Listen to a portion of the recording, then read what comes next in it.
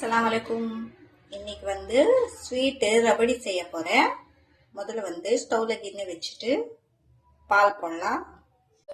பால் ஊற்றிட்டு பச்சை பாலில் இந்த அமூல் மில்க் பவுடர் இருக்குல்ல அது போடணும்.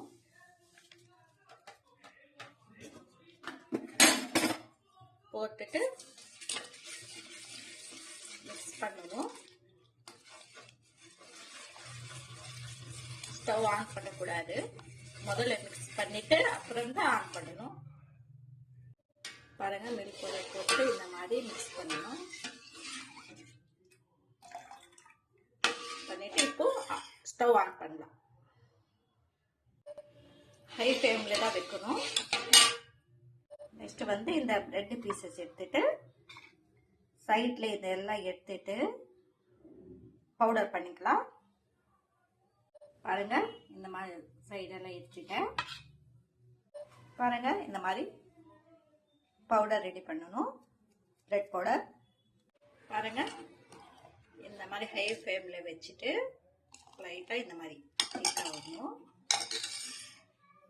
நெக்ஸ்ட் வந்து இந்த பவுடர் போடலாம்.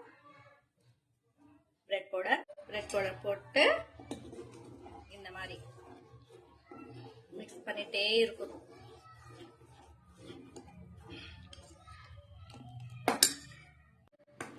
இந்த மாதிரி பண்ணிட்டே இருக்கணும். உண்டை கட்டாம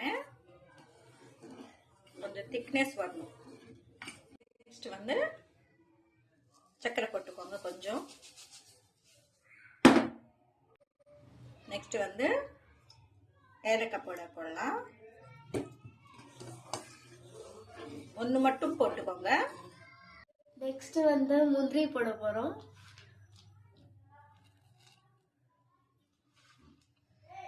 போதும். இன்னும் கொஞ்சம் திக்கா வந்தா நல்லா இருக்கும். மிக்ஸ் பண்ணிக்கலாம். இது வந்து என் பொண்ணு பேசுறா. ஓகே, இந்த மாதிரி கலந்துட்டே இருக்கணும், விட்டுறக்கூடாது. பார்த்துக்கோங்க.